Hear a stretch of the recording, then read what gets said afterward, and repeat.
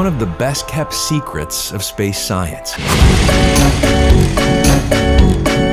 It's one of the best-kept secrets of space science. It's one of the best-kept secrets of space science. It's one of the best-kept secrets of space science. It's one of the best-kept secrets of space science.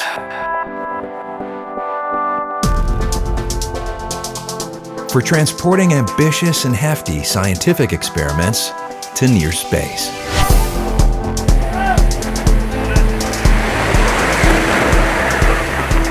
Though they're not as flashy or headline-grabbing as rockets.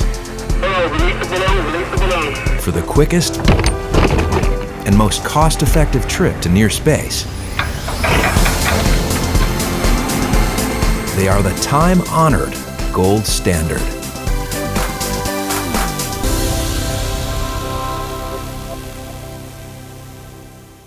And new super pressure technology, along with sub-arc-second pointing capability, put scientific balloon performance on par with satellites for certain types of science.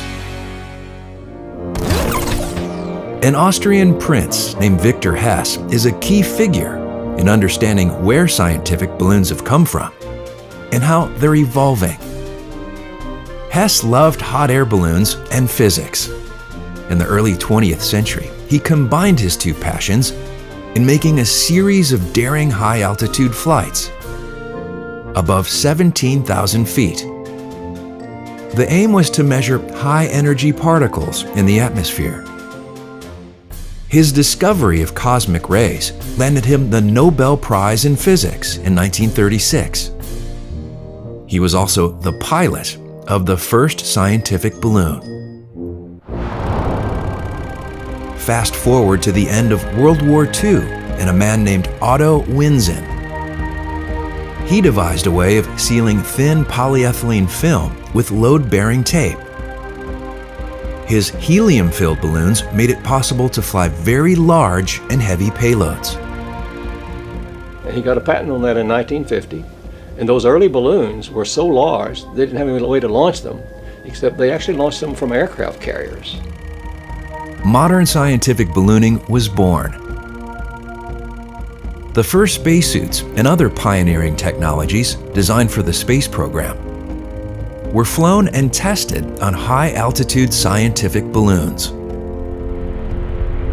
With the modern space program now at the forefront, Winzen's balloon became a workhorse for carrying large scientific payloads to the edge of space.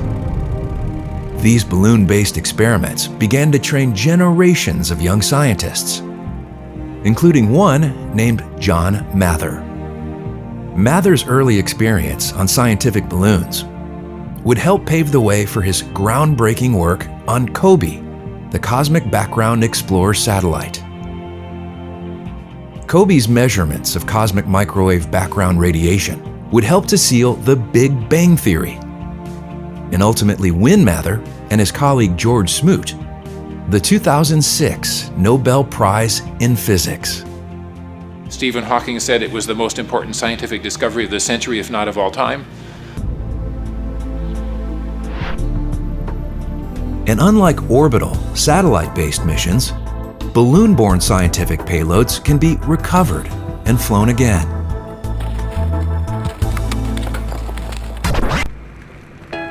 No organization launches more scientific balloons than NASA's Columbia Scientific Balloon Facility in Palestine, Texas.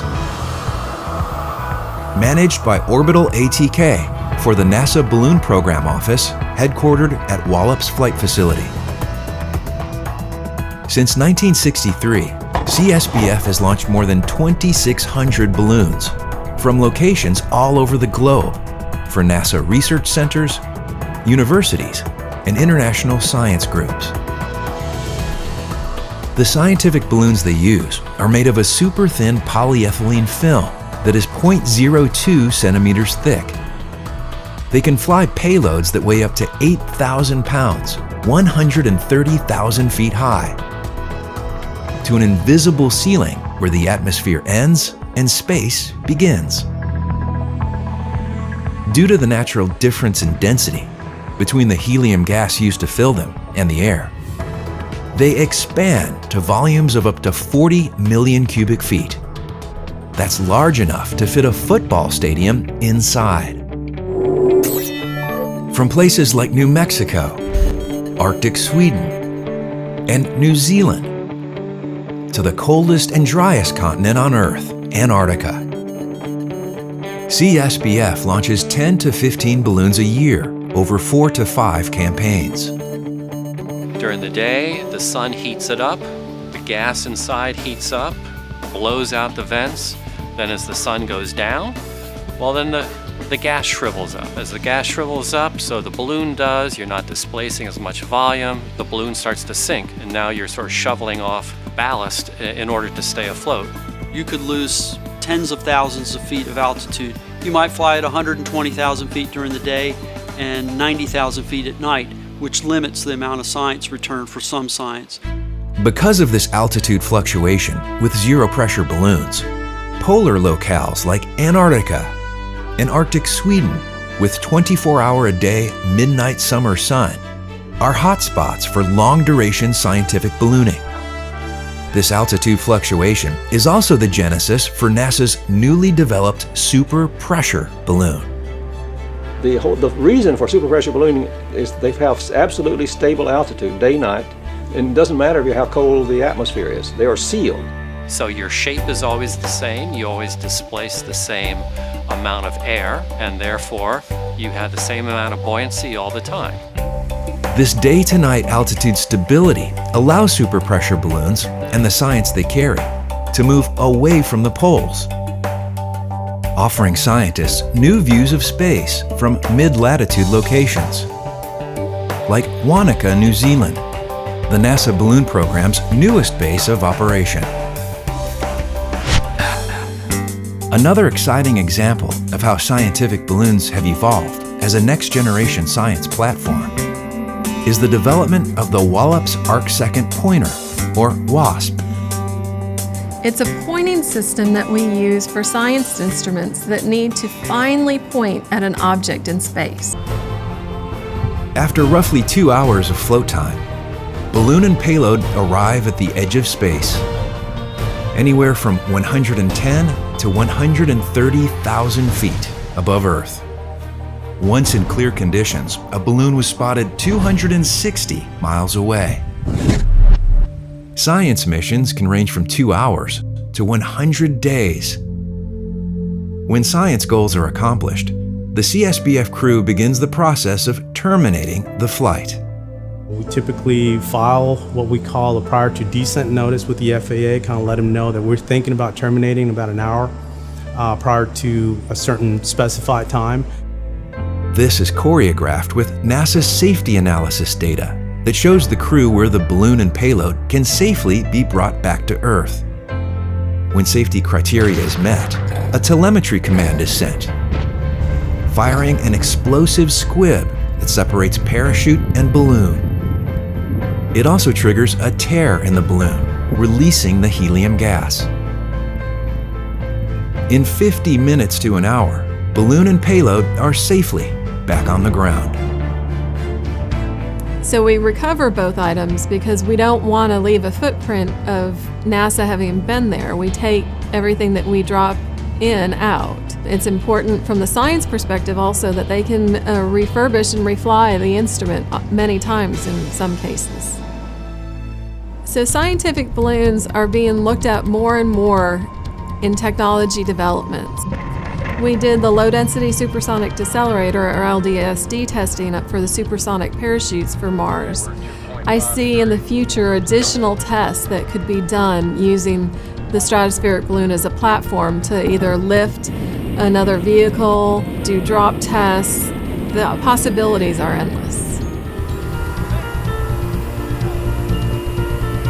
There are still compelling science questions which can be answered on balloon platforms, and since balloon platforms are the most cost-effective way of going after these really important science questions, that's the way we should do it.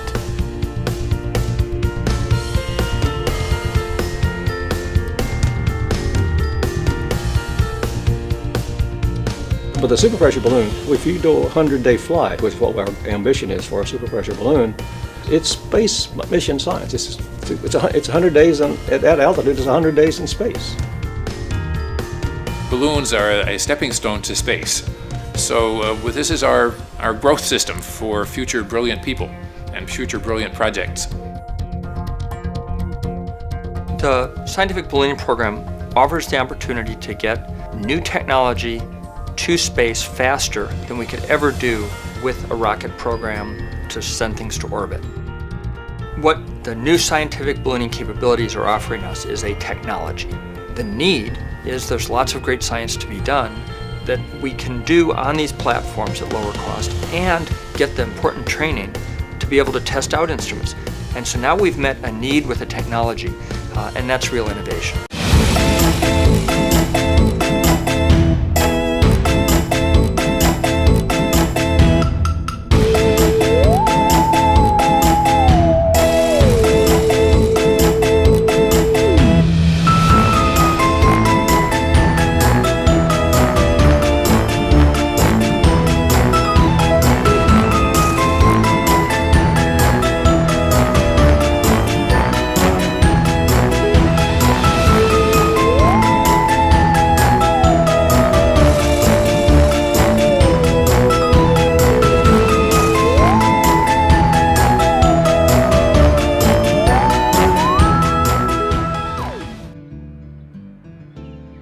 Southeast New Mexico, beautiful rugged terrain and open spaces dotted here and there with towns like Fort Sumner.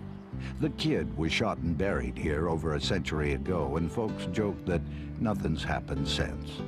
But actually, every spring and fall, Fort Sumner's small airport becomes a base for scientific research. Investigators from around the world converge here, bringing with them instrument packages weighing thousands of pounds. Their goal is to fly these large payloads 25 miles up, near the edges of space, gathering data about things like cosmic rays without the distorting effects of the atmosphere. NASA launches the instruments, but not with rockets or planes. Even aircraft like the ER-2 can't fly high or long enough, and it's not cost-effective to put such large payloads aboard a shuttle. The alternative? Large helium-filled balloons made of a special polyethylene that can withstand cold temperatures in the upper atmosphere. Fully inflated, they can stand 900 feet tall, about the height of the Eiffel Tower.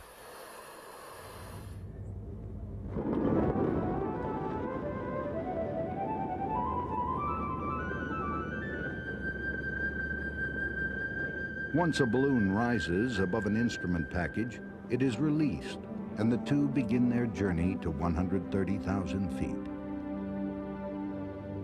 Throughout a flight, scientists and a NASA operations team track the payload, continuously recording data it sends back. Because the instruments eventually return to the ground, recovery trucks are deployed. These crews often cover hundreds of miles a day, following a balloon's path as closely as possible.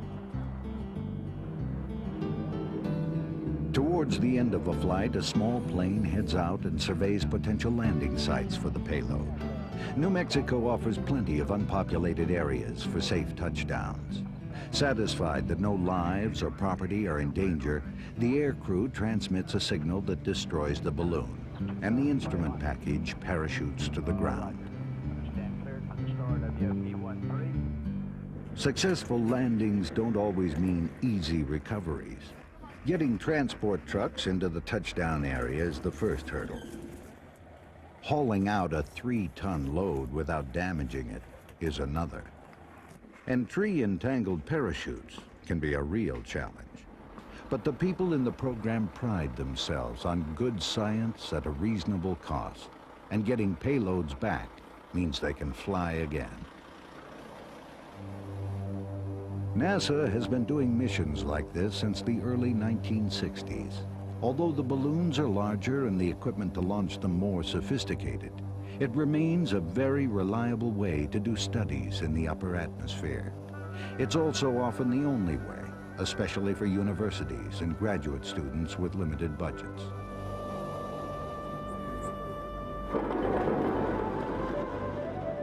NASA's balloon program. Over 25 years gathering science near the fringes of space.